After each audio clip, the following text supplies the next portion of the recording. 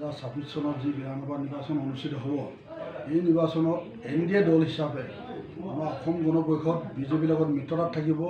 আৰু যোৱা 2021 চনত যিটো নিৰ্বাচন আছিলে, 21 চনত অসম গণ পৰিষদ দলে যিমান চিট পাইছিলে তাতকৈ এবাৰ আমাৰ চিট বাঢ়িব। আৰু ইতিমধ্যে আমাৰ অসম গণ পৰিষদ দলৰ সভাপতি, কাৰ্যকৰী সভাপতি, আমাৰ সাংসদ প্ৰধান বুঢ়া, তেখেত নিৰ্বাচনী সমিতিৰ প্ৰবন্ধক বিজেপি দলৰ, গতিকে এইবিলাক আমাৰ মুখ্যমন্ত্ৰীৰ লগতো আলোচনা চলি আছে।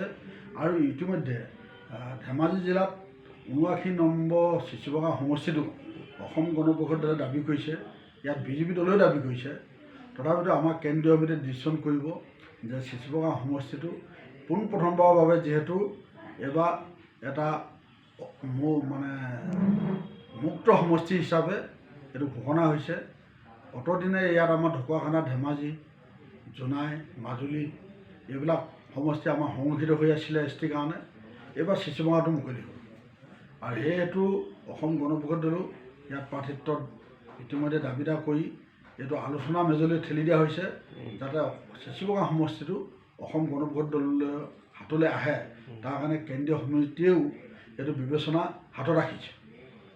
চিচিবগাত যেতিয়া আপোনালোকে দলটোৱে ধৰি লওক বিজেপি দলে যদি প্ৰবল দাবীদাৰ কৰি আছে, যদি বিজেপি টিকেট পায় বা টিকেট দি খেলায়, তেতিয়ালৈকে আপোনালোকৰ অংকৰ ভূমিকা কি হ'ব পাৰে?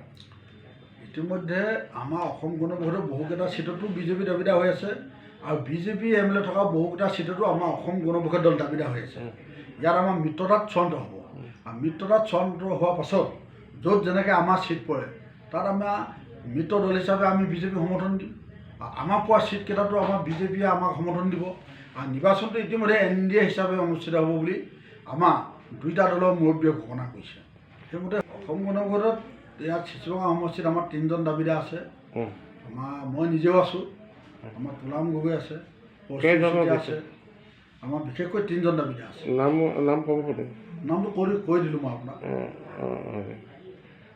এতিয়া আপোনালোকে সাজু কেনেকৈ হৈছে? সাজু ইতিমধ্যে আমি নিৰ্বাচনৰ কাৰণে বুলি নহয়, আমি গোটেই যোৱা 21 চনৰ নিৰ্বাচনৰ পাছত আমি প্ৰতিটো নিৰ্বাচনে আমি খেলি আহিছোঁ। আজি এবছৰ আগত আমি পঞ্চায়ত নিৰ্বাচন খেলিলোঁ, তাৰ আগত আমি দেউৰী নিৰ্বাচন খেলিলোঁ, তাৰ 4 বছৰ আগত আমি MSC নিৰ্বাচন খেলিছিলোঁ, তাৰ আগত আকৌ আমি মিউনিচিপালিটি নিৰ্বাচন খেলিছোঁ। গতিকে নিৰ্বাচনটো আমাৰ আহি আছে, প্ৰতি বছৰ মূৰে নিৰ্বাচন অনুষ্ঠিত হৈ আছে। এতিয়া আমাৰ পৰা আমি সাজু আছোঁ। ঠিক আছে, ধন্যবাদ।